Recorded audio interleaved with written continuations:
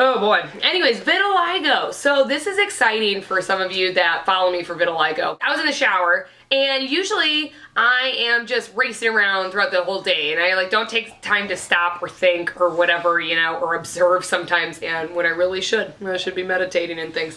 Anyways, I was in the shower, and now that it's warmer out, not that I don't ever shave my legs in the winter, but let me tell you, sometimes it's nice to take a break. But anyways, I was shaving, and I realized some of my vitiligo patches are starting to heal. Very interesting.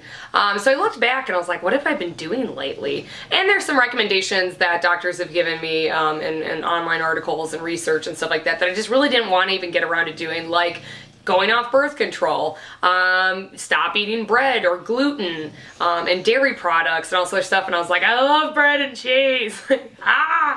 Anyways, so that was really hard. But I've been pretty much sticking to the gluten-free diet. And so that might be a contributing factor as to why my vitiligo is healing. The biggest thing though, I really think, is that I think I went off birth control back in like February or something like that.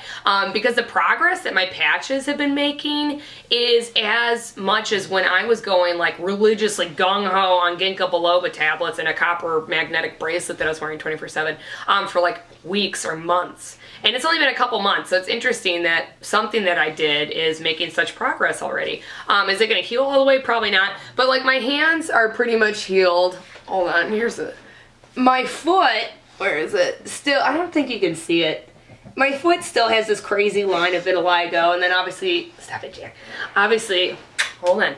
I have it like in my back or groin area, and then I think I have a spot in my armpit or something like that too. But that was really interesting that birth control might be playing a huge factor or role in this, because apparently it suppresses the immune system.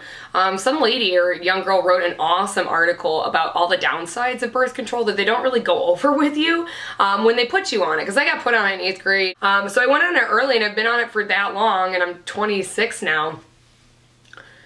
We're not going to talk about that part, but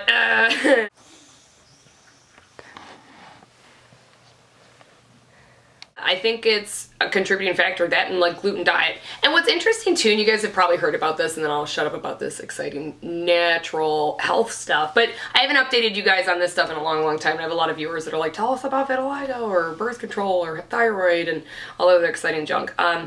Is that they're starting to think that people, it's not so much the gluten intolerance here in the US, because when people go abroad, like over to Europe, and they have like pasta and other stuff like that, it's not affecting them as much. And they're thinking it's because of the glyphosate or whatever it's called, and it's from that chemical that the lovely freaking horrible company that I hate with every fiber of my being, which is Monsanto, which is like an evil corporation that's destroying the world, knowingly has killed animal and people, all animals, and anyways, don't even get me started on that. They created this thing called Roundup, which you know. They also own Scott's and like Miracle Grow, last I knew. So don't support those products if you're smart.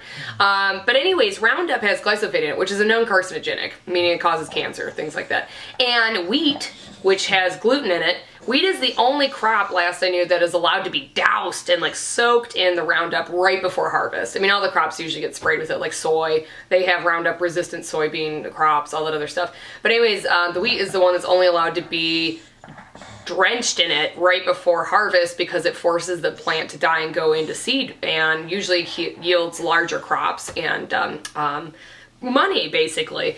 So yeah, so they're starting to think that people are less intolerant to the gluten, but more so the carcinogenic, the cancer-causing toxin poison that we put on our food. Possible. So anyway, so if you're smart, maybe go off of that and go gluten-free and organic food, and make sure you get your garden ready. Get your food ready for the year. I don't understand people that like don't grow their own food. I understand like you're not going to make that much, but it feels so good spiritually and emotionally and physically and all this other stuff to grow your own food. Even if you don't have that much time, I think like less than 10 minutes a day, which you can make time for, get up earlier or coordinate whatever, do whatever you got to do. And you can have an amazing garden, even if it's just on a balcony or in a windowsill or something. Just grow something of yours. I think it's empowering, and I think it's something that our country has lost, because back in the day when our country would go to war, the government would encourage people to grow their own food. But now, because everybody's in bed with each other, you know, organization-wise and all that other stuff, they don't want you to be independent and self-reliant. They want you to rely on them and control what you eat, basically, and also there's horrible stuff, and for them to make a lot of money. Anyways, that's my update on vitiligo and also their exciting stuff, you guys. But I hope you guys are doing fantastic, and I will talk to you soon, YouTube. tube you? It's dyslexia, God, okay. Anyways, love you, YouTube. Mwah. Hope you're doing great. Take care. Bye-bye.